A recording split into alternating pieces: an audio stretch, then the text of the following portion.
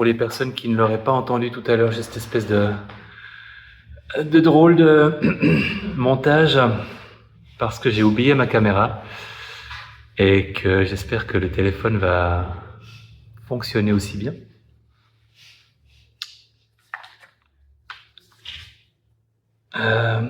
On va parler du contentement.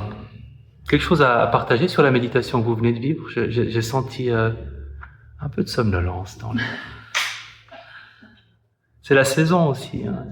Il fait froid, il y a moins de lumière, on se sent comme des ours en phase de demi-hibernation. Alors, je vais essayer de vous réveiller avec le contentement. Le contentement, comme la gratitude, ça ne vient ni de la tradition bouddhiste, ni du MBSR. C'est un truc dont je me suis dit qu'en fait, il était intéressant parce qu'il faisait assez bon ménage avec l'idée d'équanimité, l'idée de gratitude pour la vie, du coup, plutôt que pour quelqu'un en particulier. Et que ça se laissait peut-être transformer en quelque chose de méditatif. Peut-être pas autant que d'autres méditations, mais une réflexion guidée qui a quelque chose de méditatif. Et je suis allé piquer ça chez Steve de Chaser, dont j'avais lu le livre il y a très longtemps, qui est un psychothérapeute américain, et qui avait mis au point, je crois que c'était lui à l'origine, une arnaque que je trouvais assez maligne avec ses clients qui venaient le voir en psychothérapie. Parce que l'idée, je crois, c'était de les orienter vers ce qui va bien dans leur vie. Sachant que si on va voir un psychothérapeute, c'est qu'on a une orientation souvent complètement légitime sur ce qui ne va pas. Et le discours, c'était un petit peu, en tout cas tel que je l'avais compris à l'époque, écoutez, il y a des choses qui vont pas, c'est pour ça que vous êtes là, on va s'en occuper ensemble, mais avant toute démarche, avant tout travaux, il faut commencer par un état des lieux. Donc, commençons par faire la liste de ce qui n'a pas besoin d'être rénové dans votre maison. Et après, on pourra d'autant mieux se concentrer sur les rénovations indispensables que vous nous réclamez. Et la question, et je propose qu'on se la pose ensemble en fermant les yeux, mais pas forcément dans une position méditative, c'est vraiment un travail de réflexion.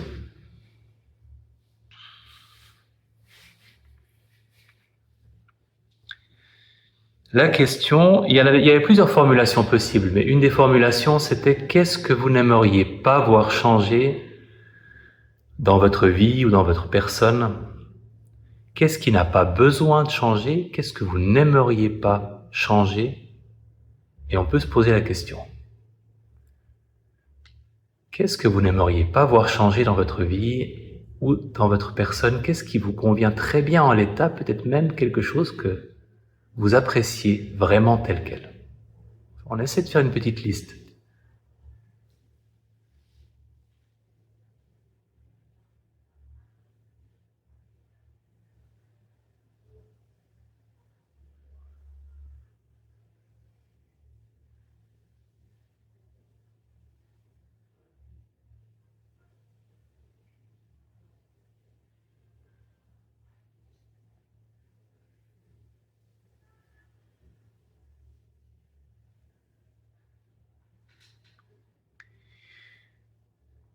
Et ça peut, encore une fois, être aussi bien des caractéristiques, des qualités ou des défauts que vous reconnaissez, ou des circonstances de votre vie que vous n'aimeriez pas voir changer.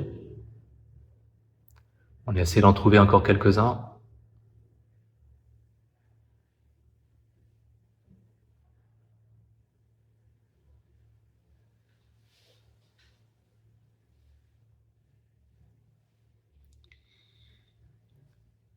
Et une question qui est un peu la même question, mais avec un angle différent. Qu'est-ce que vos proches n'aimeraient pas voir changer dans votre personne ou dans votre vie? peut-être en particulier dans votre personne.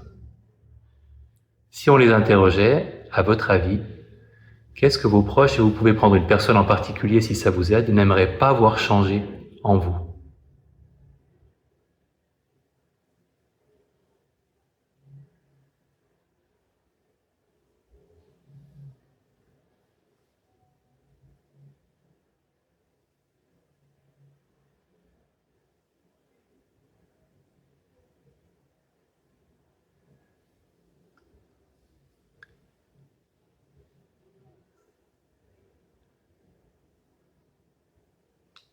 Et encore une autre manière très simple, très synthétique de poser la question: quelles seraient les 3 choses que vous mettriez dans votre sac à dos? Les 3 choses qui sont les plus satisfaisantes, les plus précieuses, celles qui ont le moins besoin de changer. Quelles seraient ces 3 choses?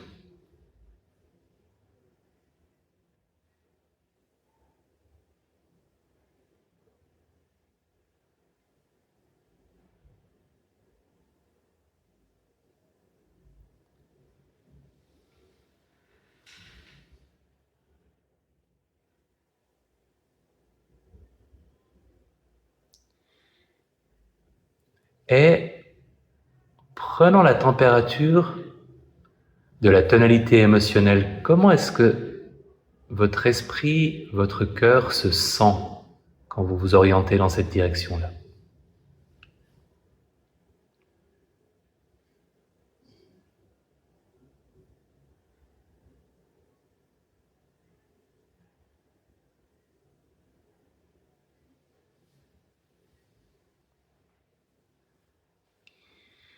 Et en ouvrant les yeux, il y a un avertissement important qui est aussi valable pour le contentement formel qu'on fera après.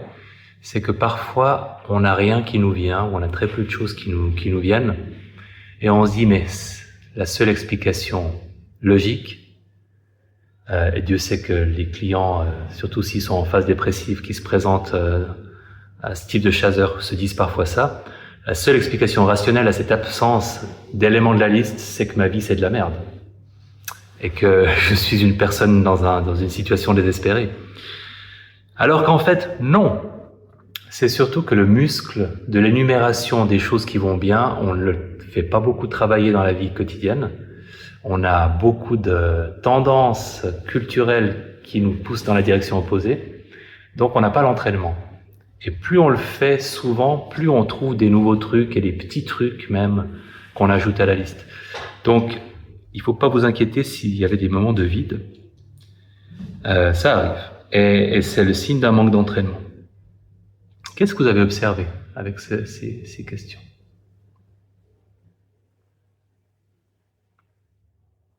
Moi, j'ai observé qu'en fait, j'ai pas mal de soucis actuellement. C'est vrai, il y a beaucoup les pensées qui tournent dans le tour. Au moment où je commençais à avoir des petites belles choses, j'avais juste une envie, c'est de continuer à chercher. Qu'est-ce qu'il y a encore? Une perle, une autre perle, une autre perle. Oui, oui. C'est intéressant ce que tu dis parce que moi j'ai aussi, de nouveau parce que c'est une réflexion, hein, il y a moins cette notion méditative à proprement parler que dans la bienveillance par exemple, il y a quelque chose de très cognitif, on réfléchit quand même à cette liste. J'ai pas forcément senti une tonalité émotionnelle quand je nous ai posé la question de à quoi ça ressemblait, ce qu'on sentait. Mais par contre, je sentais un esprit qui était à l'abri des pensées négatives, qui suivait un fil qui le mettait à l'abri de cette catégorie de pensées-là. Et c'était assez agréable. Une valence émotionnelle subtile. C'était pas voilà une immense joie ou un immense amour que je sentais, mais c'était quelque chose de serein et d'agréablement focalisé sur ce qui va bien. Qu'est-ce que vous avez remarqué d'autre? Donc, c'était plus facile de passer par ce que les proches pourraient exprimer. Mm-hmm. Ça, c'est très très clair, c'est flagrant.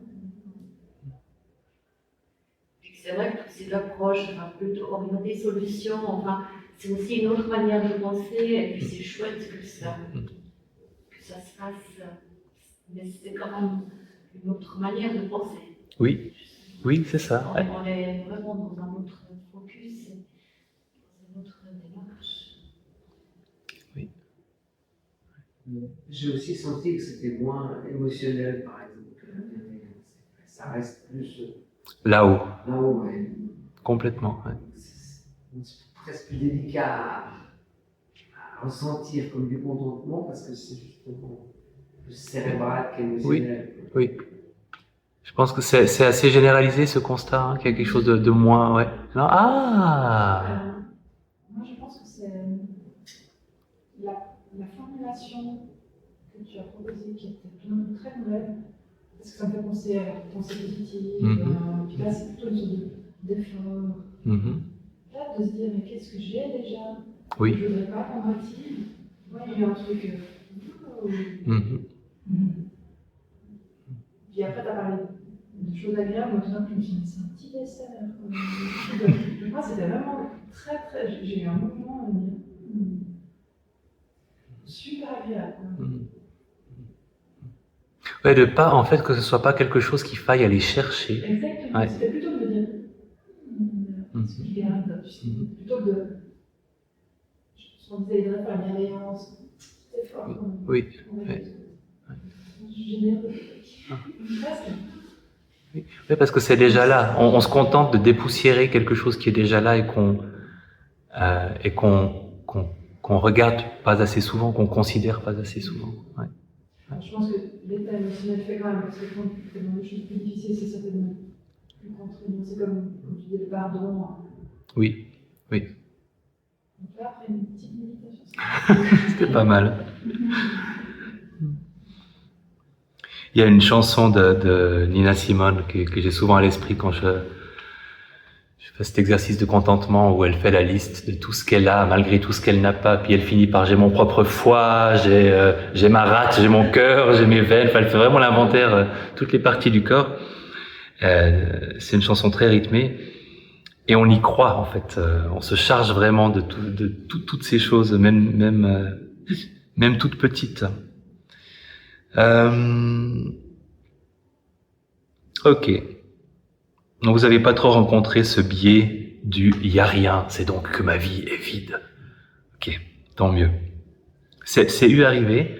Je mets cet avertissement parce que je me rappelle avoir fait cet exercice, mais il y a très longtemps, hein, je pense une dizaine d'années. Et une participante était partie précipitamment.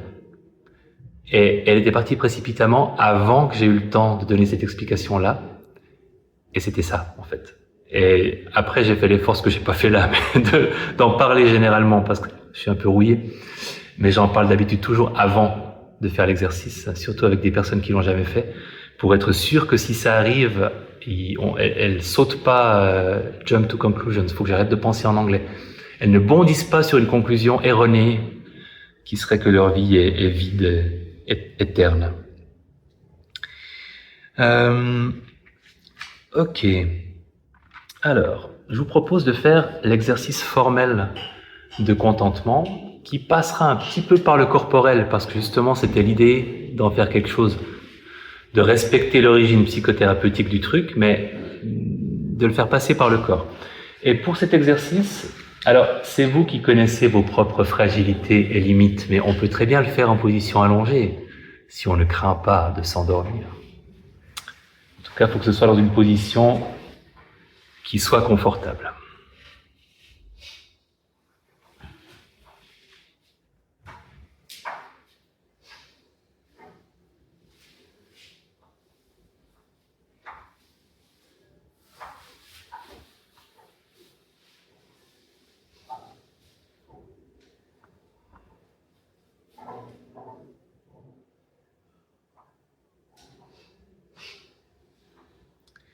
Et c'est d'ailleurs ma première question, est-ce que vous êtes confortable? Est-ce que vous pourriez l'être encore plus?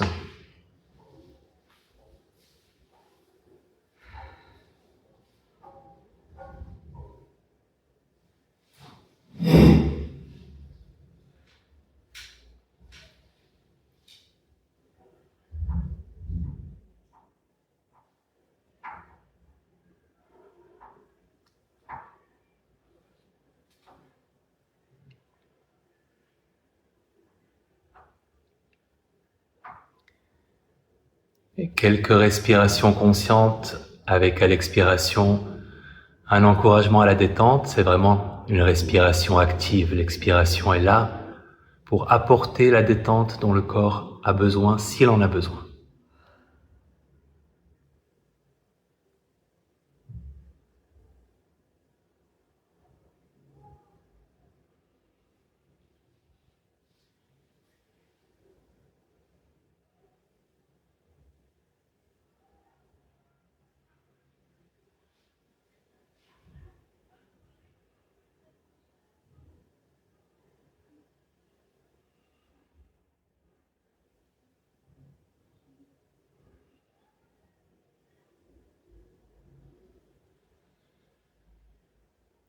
Et en commençant justement par le corps, quelle est la partie du corps? On peut parler de partie ou on peut parler de sensation. Quelle est la partie ou la sensation dans le corps dans laquelle vous auriez le plus de satisfaction à poser votre attention? Si votre attention choisit d'habiter une partie ou une sensation dans le corps, où est-ce que votre attention choisit de se déposer? Ça peut être une sensation ou une partie intéressante ou confortable. Souvent, la réponse vient assez vite. À quel endroit est-ce que vous aimeriez laisser votre attention s'installer?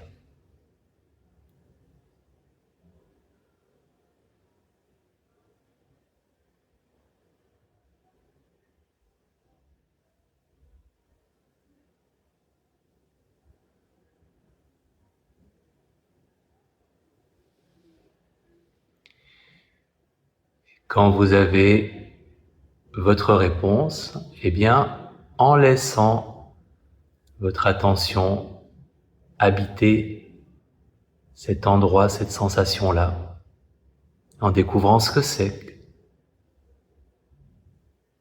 que d'être à cet endroit-là avec votre attention, instant après instant.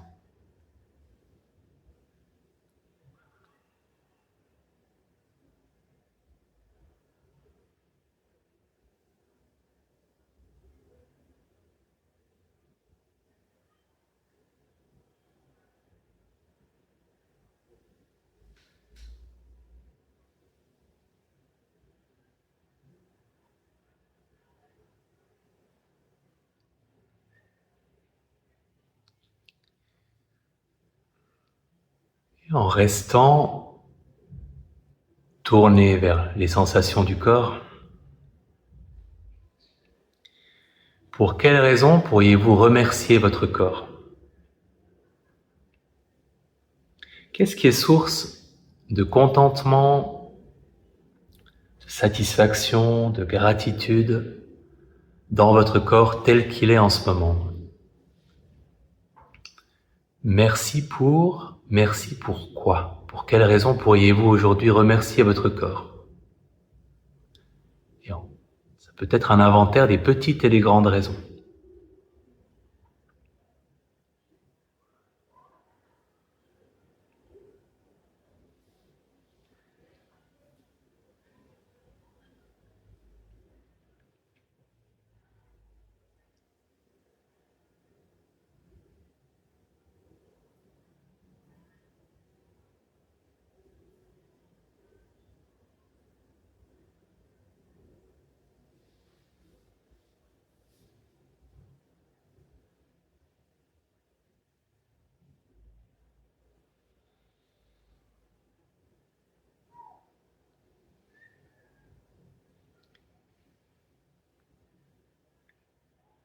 Et en laissant votre attention se tourner vers l'état de votre esprit en ce moment.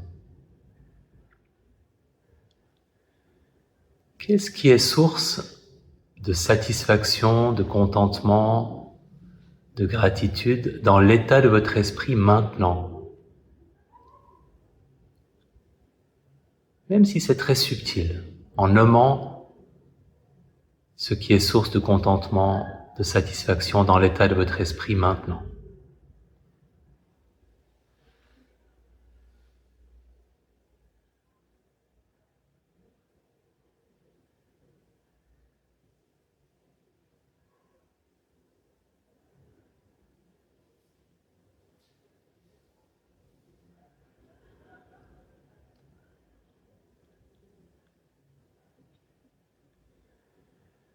et en énumérant les qualités que vous vous reconnaissez, les traits de caractère auxquels vous tenez, les défauts que vous n'avez pas, toutes les choses que vous n'aimeriez pas voir changer dans votre personnalité, votre caractère. Encore une fois, parfois on pense à ce qu'on a et parfois on pense aux défauts qu'on n'a pas. Ça peut nous aider aussi. Qu'est-ce que vous n'aimeriez pas voir changer? Qu'est-ce que vous reconnaissez comme qualité, trait de caractère, qualité de cœur, qualité d'esprit? Prenons le temps de les nommer.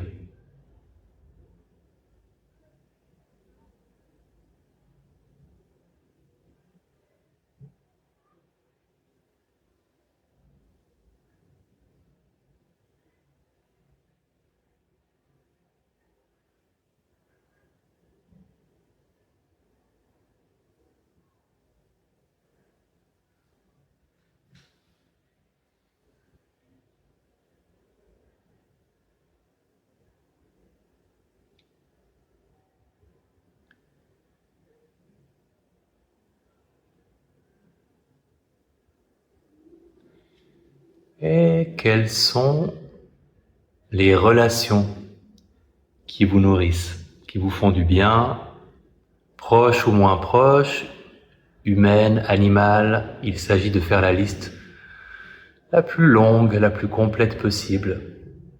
Toutes les relations qui vous nourrissent, qui contribuent parfois ou souvent à votre bien-être, celles qui sont précieuses pour vous, en les nommant.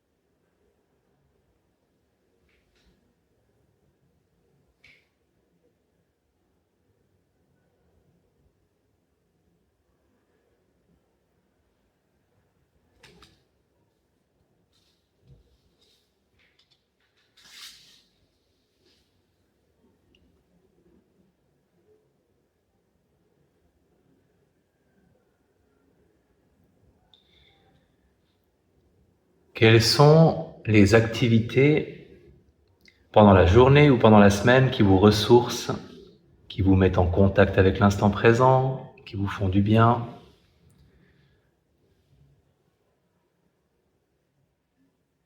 Encore une fois, les petites et les grandes activités. Qu'est-ce qui vous vient à l'esprit? En nommant.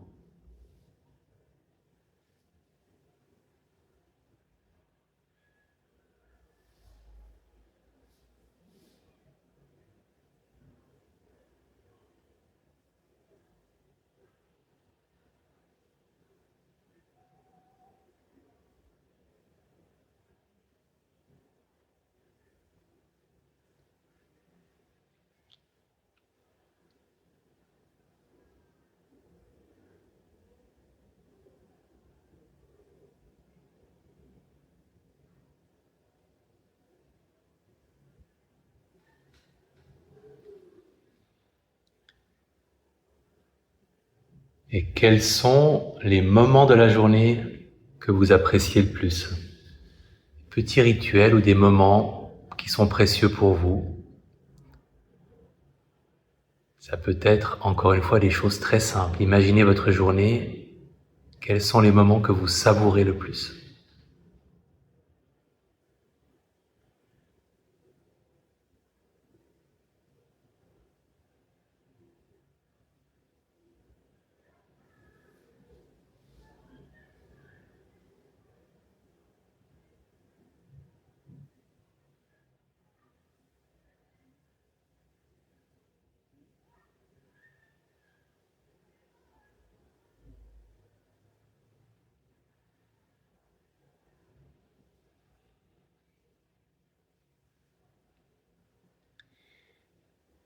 Et un peu de géographie, quels sont les lieux qui vous ressourcent?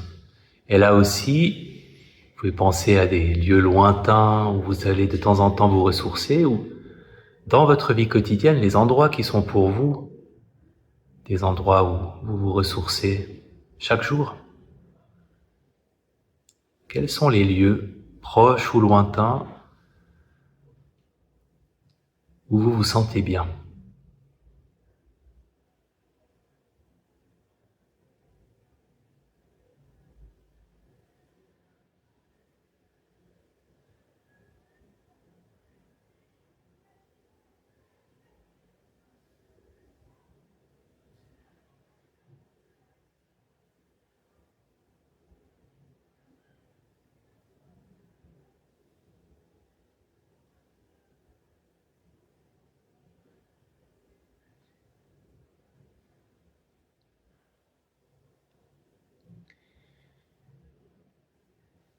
Et quelles sont toutes les autres raisons pour lesquelles vous pourriez éprouver du contentement, de la gratitude même aujourd'hui, avec cette idée que vous prenez le temps de remplir une arche de Noé personnelle avec toutes ces petites ou grandes choses qui contribuent à votre bien-être, pour lesquelles vous êtes reconnaissant, toutes celles qui n'ont pas besoin de changer.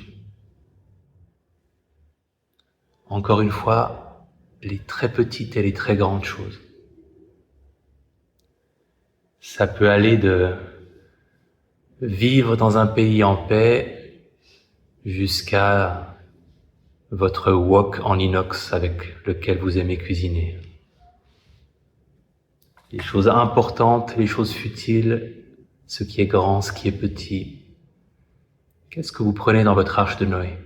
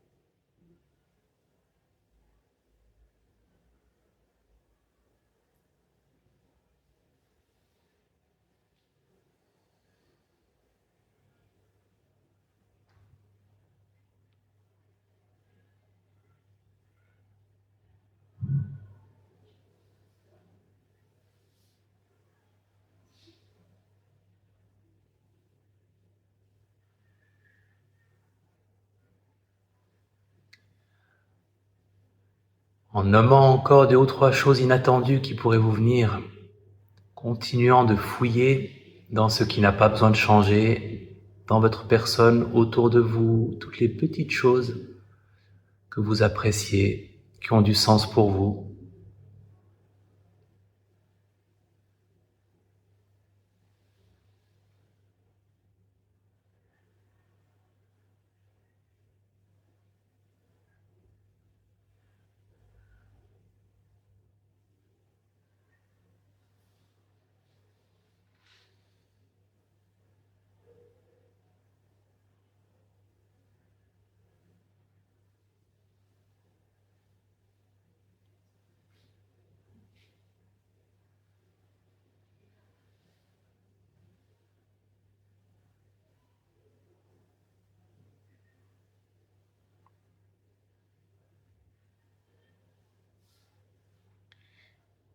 Et si ça vous aide à allonger encore un peu la liste en vous replongeant dans ce que les personnes qui vous connaissent bien n'aimeraient pas voir changer.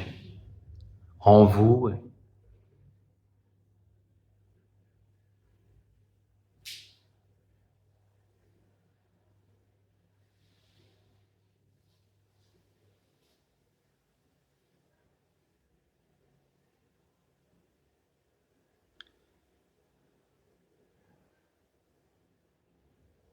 Et comment est-ce que vous vous sentez à la fin de ce voyage?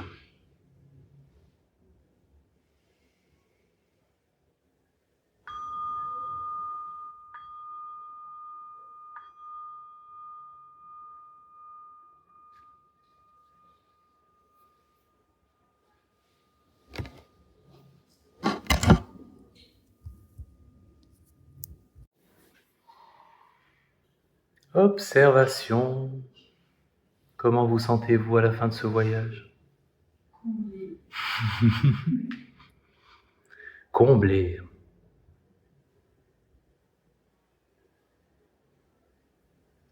C'est plus émotionnel que répété que la première partie.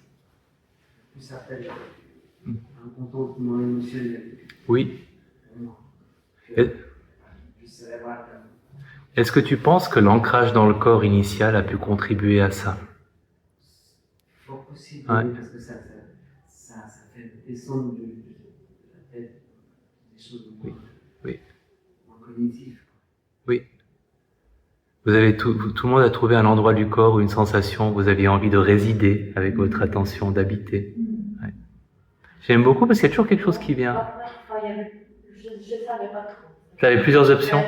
J'ai un peu choisi un endroit, mais je sais pas. Parfois, ce qui est parfois délicat, c'est qu'il peut y avoir un endroit plus confortable que les autres, et puis un endroit plus intéressant que les autres. Et pour moi, parfois je fais un choix. Je dis bon là, c'est pas forcément si agréable que ça, mais elle m'intéresse beaucoup cette partie-là parce qu'il se passe des trucs et j'ai envie de les sentir, donc je vais aller là. Et je suis ma curiosité plutôt que mon confort.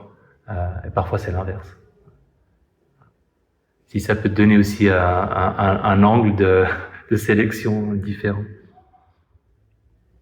Moi, finalement, je ne ressens pas tellement avec les mêmes sentiments, j'étais tout le temps lassée. J'avais plus envie j'avais l'impression que j'étais trop dans la tête, puis qu'il fallait tout le temps là. La remobiliser. C'est ça, ouais. c'est ça. Oui. En fait, ça m'a plutôt laissé monter. En cours de route. C'est-à-dire que tu as senti que... Oui, ouais. avec les dossiers, c'était presque trop long, quoi. Ça l'était peut-être. Et c'est le risque avec tout ce qui est réflexion guidée plus que méditation. Parce que dans la méditation, on peut se passer complètement, même celle de bienveillance, on peut se passer du verbal. Quasi complètement. Finalement, c'est un état, puis tu le génères, et puis tu le fais rayonner. Là, non. Mais d'ailleurs, ça me donne l'idée d'un exercice. Puisqu'on est encore un peu dedans, vous pourrez juste essayer un truc en fermant les yeux. Pour aussi mieux connaître cette disposition d'esprit-là, qui de toute façon sera peut-être plus sobre que les autres, si on essayait de générer et de rester avec cette qualité de contentement qui est il y a plein de choses qui vont pas si mal que ça dans ma vie et dans ma personne. On vient s'en donner la preuve intellectuellement parlant. Si maintenant on essayait de générer et de rester dans cet état d'esprit-là pendant quelques instants, peut-être en se disant une phrase, ça peut être il y a plein de choses qui vont bien, ou merci, ou si une phrase vous vient, avec ou sans phrase, une fois que vous l'avez prononcée, cette phrase, restant dans cette attitude-là et en regardant comment elle peut s'exprimer sans aucune parole.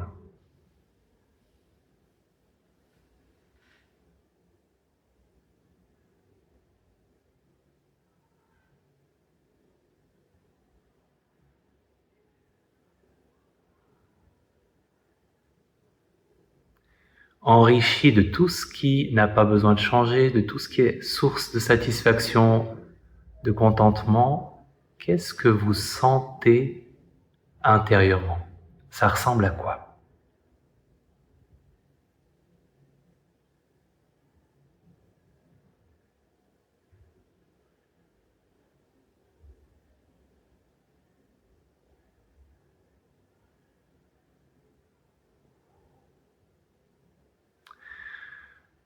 Ok. En ouvrant les yeux, alors c'est pas les feux d'artifice de bienveillance ou de compassion, mais je pense qu'il y a Chez moi, il y a un début de sourire qui s'esquisse et puis une espèce de sérénité ou de tranquillité ou de ça va, qui est pas très loin du ça va aller, de se sentir finalement rassuré sur le fait qu'il y a des choses qui vont. Même si tout va pas, il y a des choses qui vont. Je sais pas comment vous l'avez senti. Comment? C'était beaucoup plus apaisant, justement, Ouais. parce que je sortais de Ah, ah. Et ça avait, tu le décrirais comment, cette disposition d'esprit ou cette attitude? sérénité, joyeuse. Ouais, ça, la sérénité puis le petit sourire. Ouais. Ouais. D'autres observations? C'était plus comme quelque chose de corporel. C'est plutôt la conséquence. Enfin, je sais pas, une pulsation. Une sensation de pulsation. Que tu sens à un endroit en particulier ou qui est En généralisé? général. Mhm. Absence de douleur. Absence de douleur, oui. Ouais, je sais pas que je peux l'expliquer. Absence d'inconfort, absence de douleur, ouais. Une chaleur, comme une chaleur intérieure. Mhm. Autre chose?